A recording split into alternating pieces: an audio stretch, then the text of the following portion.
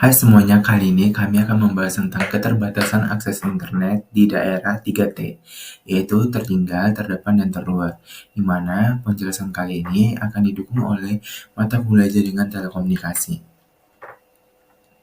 Sebelum itu, kenalin nama aku Agung Kurniawan Malahu dengan kode NIM 1101123312 beserta dengan rekan saya yaitu Eka Nadia Purwawinianti dengan kode NIM 110112230016 beserta dengan rekan saya satu lagi yaitu Muhammad Rifki Priyadi dengan kode NIM 110112230069. Nah, sebelum masuk ke topik utamanya yaitu membahas tentang keterbatasan akses internet di daerah yang tertinggal dan terdepan dan terluar, kita harus tahu nih keterbatasan akses komunikasi itu apa. Nah, keterbatasan akses komunikasi itu di mana kita mengalami kesulitan mengakses sebuah informasi. Ya, biasanya itu sering terjadi itu di masyarakat pedesaan. Nah, mereka itu juga mengalami yang namanya keterbatasan infrastruktur komunikasi.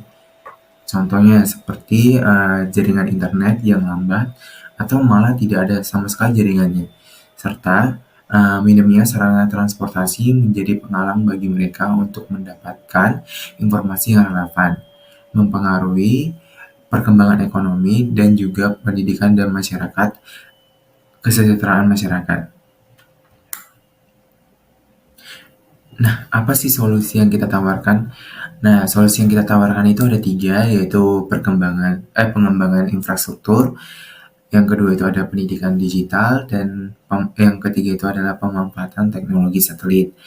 Nah, untuk ketiga solusi yang ditawarkan ini akan dijelaskan oleh rekan saya yaitu Eka Nadia.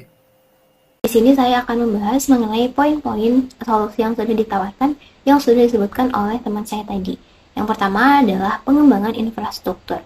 Nah, dengan adanya pengembangan infrastruktur yang memadai, maka akan membuat perkembangan masyarakat seperti ekonomi, pendidikan, dan lain-lain itu dapat meningkat. Istilahnya untuk pengembangan infrastruktur sendiri ini adalah sebagai fondasi untuk mengimplementasikan kedua solusi lain yang sudah kami tawarkan tadi.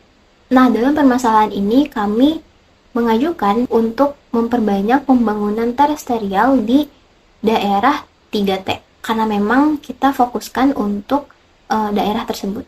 Setelah adanya pengembangan infrastruktur, maka kedua adalah di tahap pendidikan digitalnya.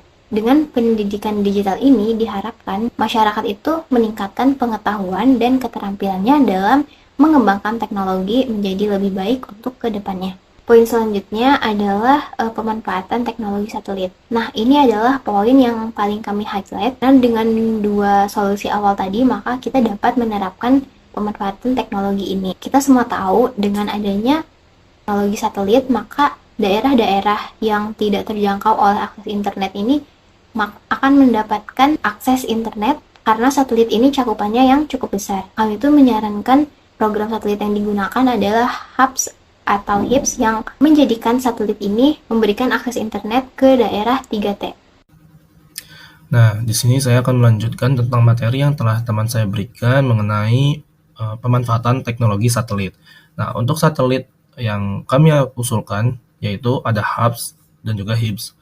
Nah, pada antena udara yang memanfaatkan pita frekuensi yang sama dengan pangkalan internet mobile telecommunication yang berbasis di darat. Nah, konsep ini dikenal juga dengan sebutan High Altitude Platform Station atau HAPS sebagai base station IMT. Nah, HAPS dan HIPS juga beroperasi di stratosfer, biasanya pada ketinggian sekitar 20 km. Nah, mengapa kita menggunakan satelit HAPS dan HIPS? Kenapa tidak memakai terestrial saja pada daerah 3T? Karena pada satelit HAPS dan HIPS ini tidak terdampak dengan bencana alam seperti banjir, gempa, dan lain sebagainya.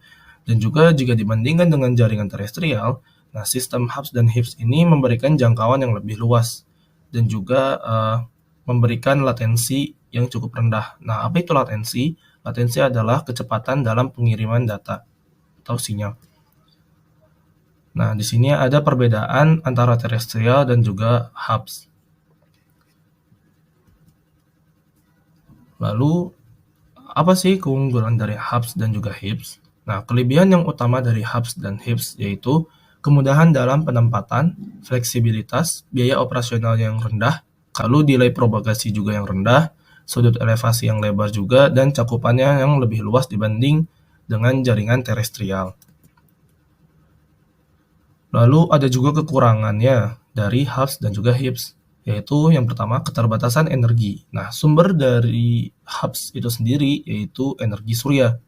Nah, karena hubs dan hips menggunakan energi surya, maka dari itu dapat membatasi durasi misi dan juga daya tahannya. Lalu rentan terhadap cuaca buruk juga. Nah, hubs dapat terpengaruh oleh kondisi cuaca yang tidak stabil di ketinggian tertentu. Nah, ini juga membatasi kemampuan untuk beroperasinya secara konsisten. Mungkin itu saja pembahasan dari kami, kurang lebihnya mohon maaf. Sekian, terima kasih. Wassalamualaikum warahmatullahi wabarakatuh.